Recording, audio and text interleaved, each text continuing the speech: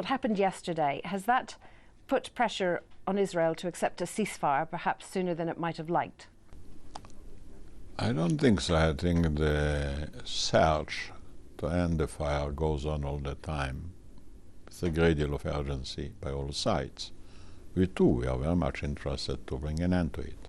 So how do you see the end coming? In a matter of days? Depends upon achieving the purposes. The government has lowered the purposes, so it will be achievable. And our purposes today are basically two. One is not to open a passage for the Iranian supply. We wouldn't like to see Gaza becoming a satellite of Iran. The Iranians send all those rockets which are being fired against us until now. They want to send even longer range missiles.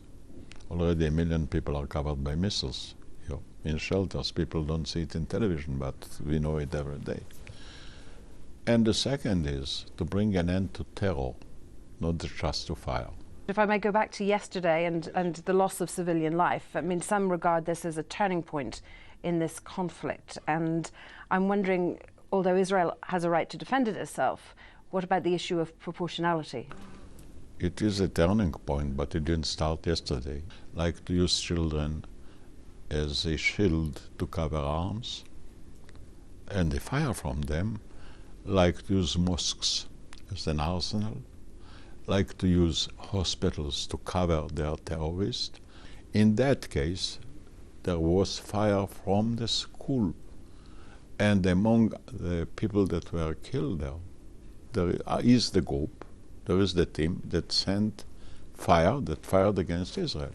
Well, what role does Israel envisage for Hamas? I mean, President Abbas at the UN spoke yesterday about a government of national unity. The Palestinians had to overcome their own crisis. Do you envisage a role for Hamas? No, we envisage our role. Our role is to let Gaza free. We left Gaza completely. They cannot say it's an occupied land. But technically it still remains occupied. We negotiate. They don't want to negotiate. About the remaining West Bank, we negotiate with Abu Mazen, with Abbas. But you still see a role for them, for Hamas? If Hamas is a terroristic organization, no.